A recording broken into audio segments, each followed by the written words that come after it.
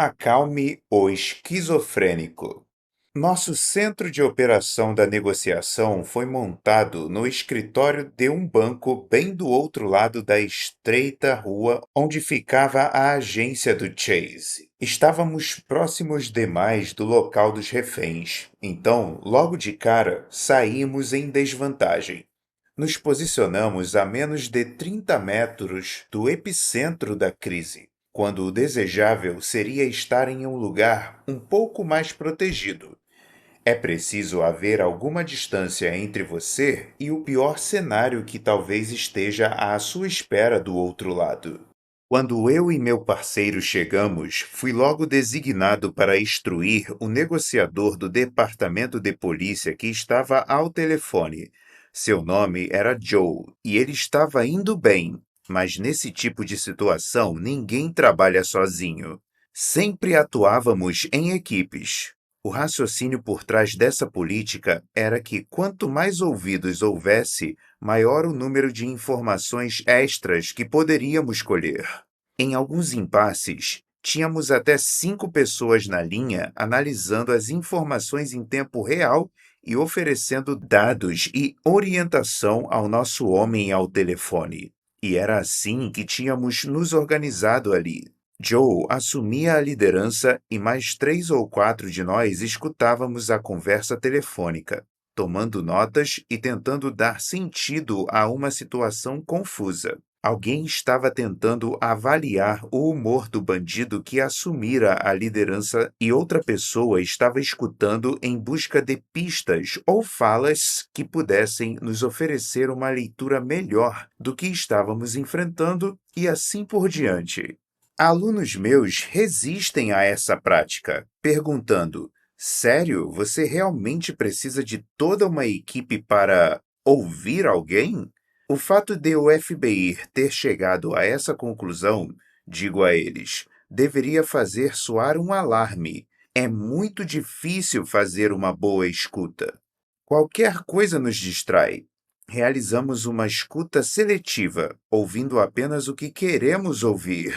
Nossas mentes estão buscando cognitivamente a consistência e não a verdade. E isso é apenas o começo. A maioria das pessoas entra em uma negociação tão preocupada com argumentos que sustentem sua posição que é incapaz de escutar de modo atento. Em um dos artigos de pesquisa mais citados em psicologia, George A. Miller apresenta de maneira convincente a ideia de que podemos processar apenas 7 informações em nossa mente consciente em qualquer momento determinado. Em outras palavras, ficamos facilmente sobrecarregados.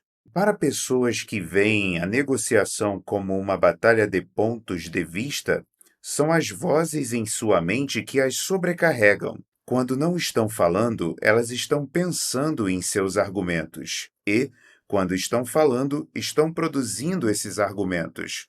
É comum que os dois lados estejam fazendo exatamente isso, criando o que chamo de estado de esquizofrenia.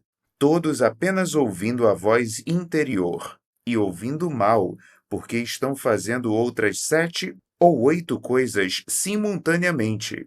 Pode parecer que há apenas 2 pessoas na conversa, mas é como se fossem 4, todas falando ao mesmo tempo. Há uma maneira eficaz de silenciar a voz em sua mente e a voz na mente do outro ao mesmo tempo. Trate 2 esquizofrênicos com apenas um remédio.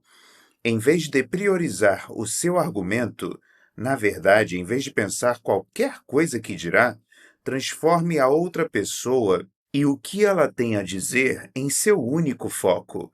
Nesse modo de real escuta ativa e com a ajuda das táticas que aprenderá nos próximos capítulos, você desarmará seu interlocutor.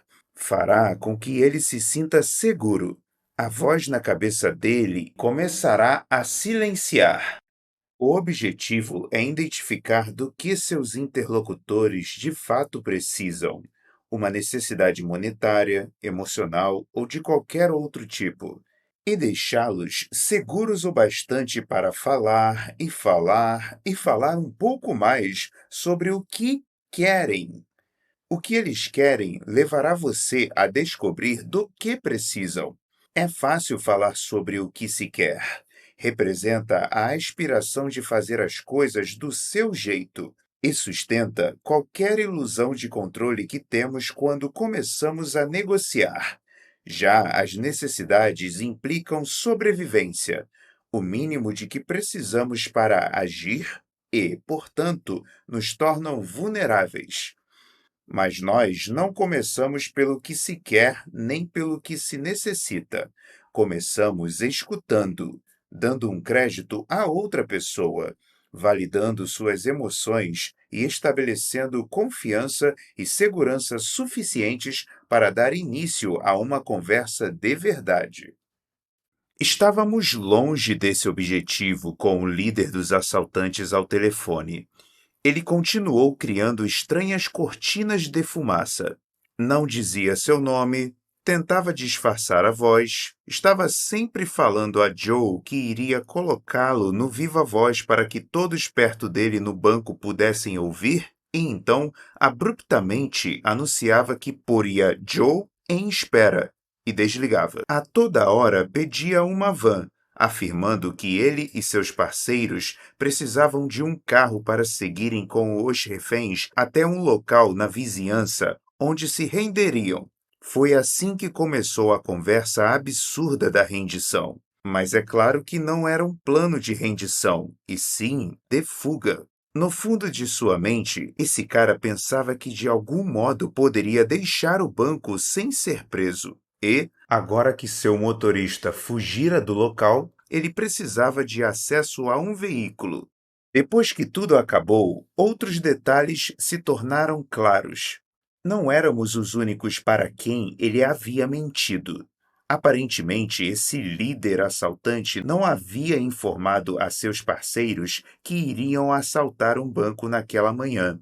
Descobriu-se que ele transportava valores para o banco e que seus parceiros estavam achando que arrombariam o caixa eletrônico. Não haviam concordado em fazer reféns. Então, entendemos que, de certa maneira, eles também eram reféns.